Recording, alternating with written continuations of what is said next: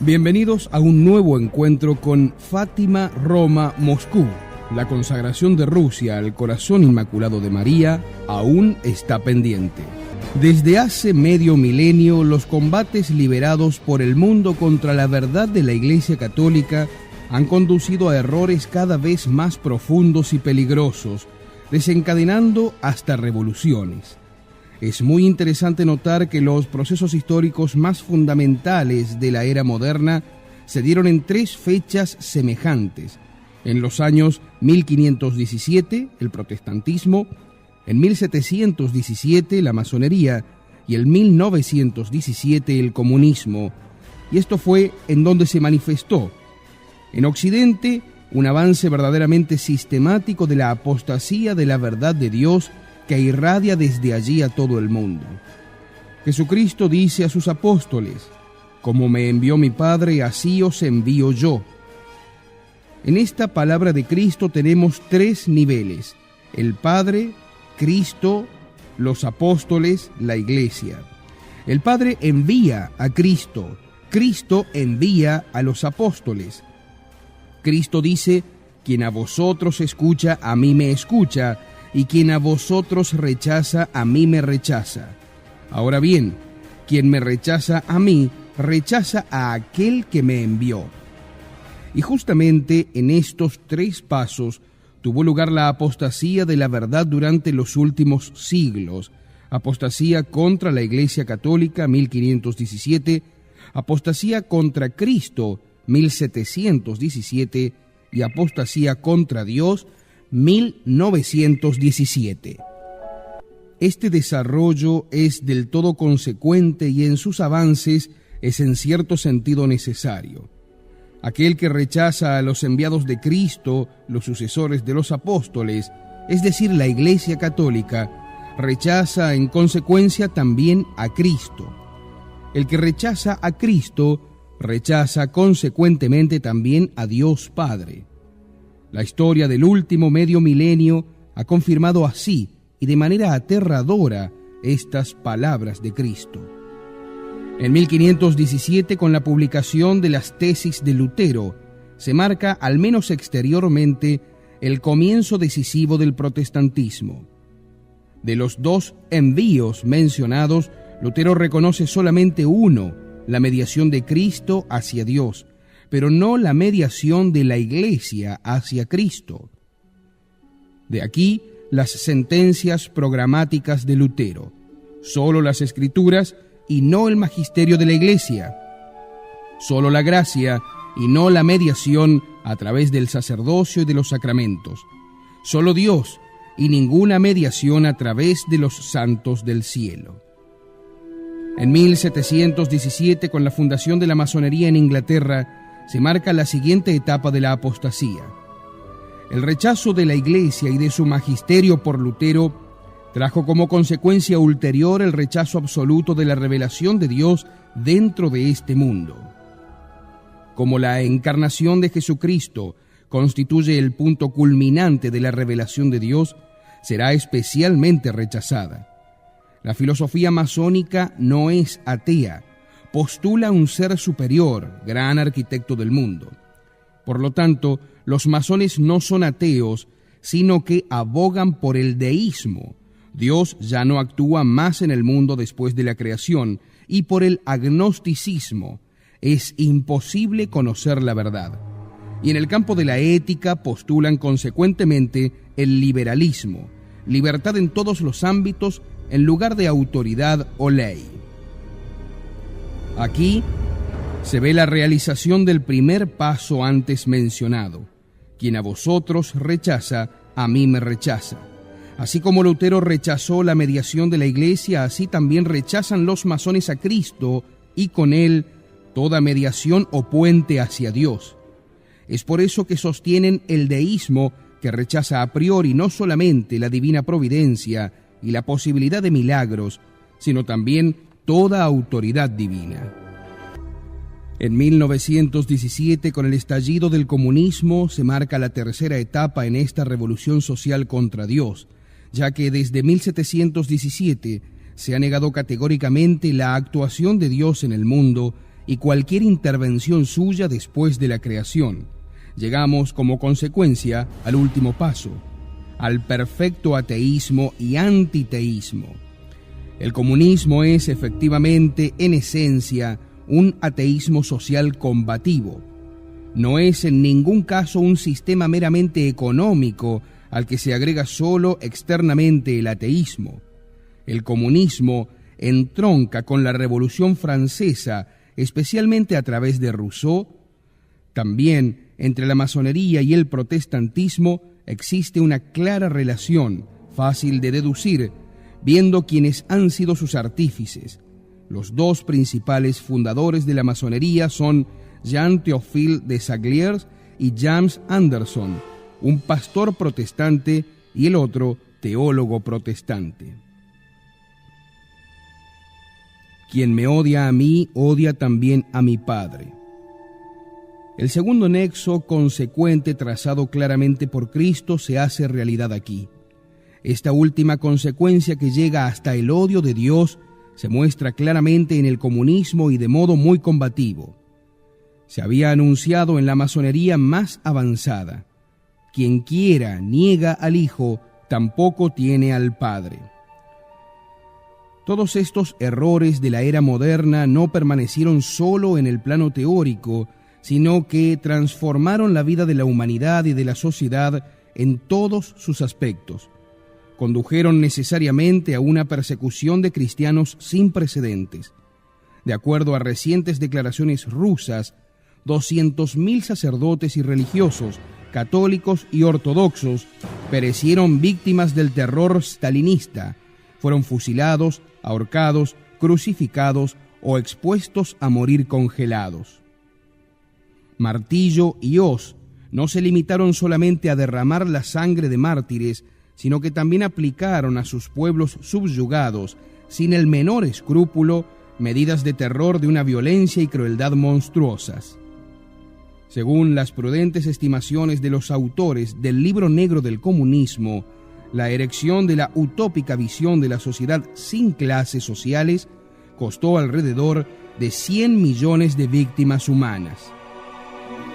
20 millones de muertos en la Unión Soviética, 65 millones en China, 1 millón en Vietnam, 2 millones en Corea del Norte, 2 millones en Camboya, 1 millón en Europa del Este, 150.000 muertos en América Latina, 1.7 millones en África y 1.5 millones en Afganistán, lo cual suma casi 100 millones de víctimas humanas. Estas masacres se llevaron a cabo de 3 maneras diferentes: mediante ejecuciones de todo tipo como fusilamiento, horca, ahogamiento, apaleo, envenenamiento, cámaras de gas, por hambrunas intencionalmente provocadas o no evitadas deliberadamente, y por deportaciones, ya sea por prolongadas marchas a pie, ya por hambre, enfermedad o frío dentro de vagones de transporte de ganados, ya por agotamiento en trabajos forzados. El intento ateo de establecer un cielo sin Dios aquí en la tierra conduce siempre al infierno. La Santa Iglesia, previendo las consecuencias de las explosivas ideas marxistas, ha condenado el sistema comunista ya 71 años antes del estallido de la Revolución de octubre de 1917. Así, en el año 1846, el Papa Pío IX alza la voz a través de su encíclica Cui Pluribus, condenando la nefanda doctrina del comunismo, contraria al derecho natural, que una vez admitida, echa por tierra todos los derechos, la propiedad y la misma sociedad humana. Pío IX reafirma después esta reprobación en el Sílabus.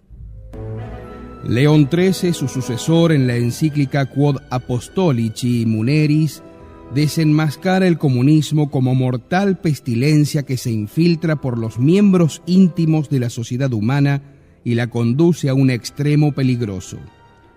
También Pío XI dedica una encíclica entera a condenar y advertir solamente contra, y citamos al Papa literalmente, contra el comunismo bolchevique y ateo, que tiende a derrumbar el orden social y socavar los fundamentos mismos de la civilización cristiana, contraponiendo a estos falsos principios la luminosa doctrina de la Iglesia e inculcando de nuevo con insistencia los medios con los que la civilización cristiana, única civitas verdaderamente humana, puede librarse de este satánico azote y desarrollarse mejor para el verdadero bienestar de la sociedad humana. El error del comunismo lo lleva en su exigencia absoluta y exclusiva a pretender no solo una reforma social, sino, y eso desde el primer momento, a promover una revolución mundial para lograr el poder mundial total.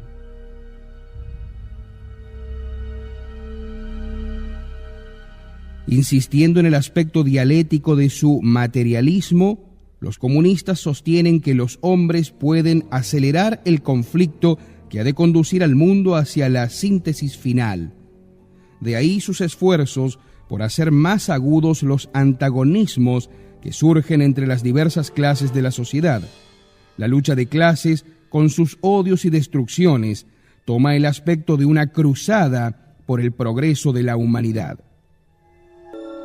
En cambio, todas las fuerzas, sean las que fueren, que resistan a esas violencias sistemáticas, deben ser aniquiladas como enemigos del género humano. Es interesante constatar la coincidencia casi exacta entre los 5 meses de las apariciones de Nuestra Señora en Fátima, desde el 13 de mayo de 1917 al 13 de octubre de 1917, y el tiempo de los preparativos revolucionarios de Lenin en Rusia. Los niños videntes en aquella época no podían saberlo. Al respecto, el padre Joseph Schweitz, sacerdote jesuita, escribe: el 16 de abril volvió Lenin de su exilio y comenzó de inmediato su lucha contra el gobierno liberal. Ya después de 3 meses, había ganado tal influencia que podía arriesgar un primer intento de revolución. El 17 de julio, algunos días después de aquel 13 de julio, en el que María había entregado su mensaje a los 3 pastorcitos, tuvo lugar en San Petersburgo una manifestación de casi 500,000 de trabajadores, los que bajo la conducción de Lenin transformaron la manifestación en un alzamiento armado con el objetivo de hacer caer al gobierno provisorio y proclamar el gobierno de los soviets. Los bolcheviques fueron los dueños de la ciudad por 3 días. La situación era tan crítica que el gobierno se vio en la obligación de retirar parte de las tropas del frente, con cuya ayuda pudo sofocar la revuelta. Justamente el 13 de octubre, el día de la última aparición de Nuestra Señora en Fátima, Kerensky publicó en su diario de Lonorda un artículo con el encabezamiento «Perseverar, resistir», en el que exhortaba al pueblo a perseverar en la guerra hasta la victoria final. Al leer este artículo, Lenin se puso tan furioso que decidió ese mismo día consumar la revolución. Todo lo que siguió fue nada más que la consecuencia práctica de esta decisión. Primeramente, la revolución del 7 de noviembre, el 25 de octubre según el calendario juliano, de donde el nombre de Revolución de Octubre, y luego el armisticio de Brest-Litovsk con Alemania el 5 de diciembre, y al año siguiente la paz especial que fue concluida en la misma ciudad. En el punto culminante del secular movimiento de apostasía descrito, podemos ver que tampoco la Iglesia ha permanecido sin menoscabo. El progresismo no es otra cosa que la adopción en la Iglesia católica del espíritu del protestantismo, de la masonería y de esbozos del socialismo y comunismo. No es necesario hilar muy fino para notar que el progresismo es una protestantización. Basta pensar en la reforma de la liturgia. La mesa reemplaza al altar del sacrificio. La lengua vernácula desplaza al latín, lengua tradicional del culto y universal de la Santa Iglesia Católica. El carácter de sacrificio de la Santa Misa es disminuido por la noción protestante de la Última Cena como mero banquete. se reduce la dignidad del sacerdocio sacramental a la función de presidir solamente la asamblea del pueblo de Dios. Con el cambio de la misa nueva, el sacerdote ya no se dirige más a Dios, sino que da cara al pueblo, y al menos en muchos casos dando la espalda a Dios presente en el sagrario. La incredulidad protestante en la presencia real y permanente de Jesucristo bajo las especies eucarísticas del pan y del vino ha provocado la pérdida casi total de la devoción a la Santa Eucaristía y de su adoración. Por lo general, pocos son los que doblan aún la rodilla frente al tabernáculo y frente a la exposición del Santísimo para la adoración eucarística. Y aquí ya no se hace con la misma frecuencia que en tiempos pasados. El espíritu masónico se manifiesta en la transferencia de la Iglesia de los tres principios de la Revolución Francesa.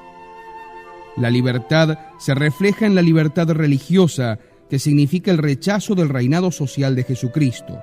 La igualdad se realiza en un falso ecumenismo con las otras religiones y la idea de fraternidad en la introducción de estructuras democráticas como la colegialidad de los obispos y los consejos parroquiales de feligreses. Sin embargo, esto conduce a errores doctrinales graves.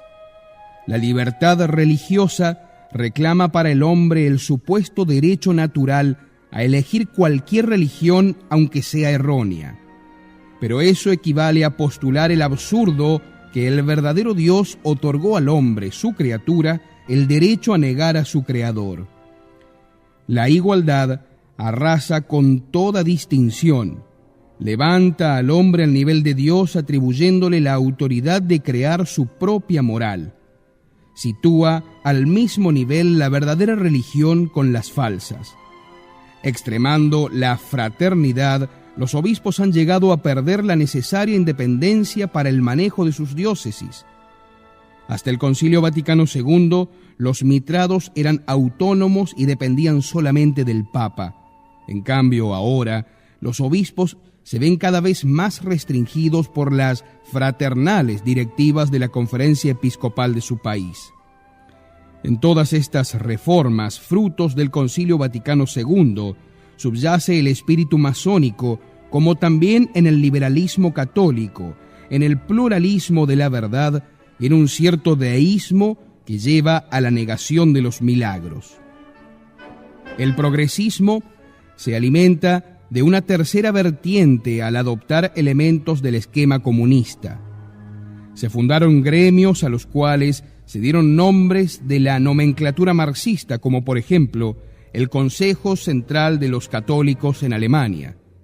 En Sudamérica, esta recepción del comunismo se traduce en la llamada Teología de la Liberación. Recuérdese las representaciones de Jesucristo como revolucionario comunista, con el puño en alto y acompañado de la hoz y el martillo. La Iglesia Católica se vio socavada incluso por la infiltración de comunistas en la jerarquía eclesiástica, pero sobre este tema ahondaremos más adelante. Definitivamente, las tres fechas destacadas cobran su importancia decisiva por el funesto proceso que han desatado. A principios del siglo XX, el comunismo precipita su marcha hacia la conquista del mundo. El avance del movimiento de apostasía parece irrefrenable. No se ve posibilidad alguna de salvación. Tampoco la apertura de 1989 constituyó una solución real. En la gran mayoría de los países del este, el comunismo vuelve a avanzar porque el occidente liberal no puede ofrecer ninguna alternativa realmente satisfactoria. Sin embargo, al llegar el aquí expuesto movimiento secular de apostasía a su punto culminante, interviene Dios. La Santísima Trinidad nos envía el 13 de mayo de 1917 a la Madre de Dios como embajadora, y con ella se nos brinda un áncora de salvación. Tomarla es todo lo que nosotros debemos hacer. Nuestra Señora nos ofrece su corazón inmaculado como medio de salvación, pues es ella la mediadora de todas las gracias y es ella quien vence todas las herejías. A través de los acontecimientos de Fátima, la Virgen María nos hace recapacitar además acerca del mencionado proceso de 1517, 1717 y 1917, pues ya en 1717 el cielo había ofrecido a la Iglesia el rosario como medio de salvación. En 1717, el mismo año en que se fundó la masonería, se celebró en toda la Iglesia la fiesta del Santo Rosario por primera vez. Para comprender a fondo el significado de la devoción al Inmaculado Corazón de María, hay que remitirse nuevamente a la historia de la Iglesia. Y eso lo haremos en nuestro próximo encuentro con Fátima, Roma, Moscú.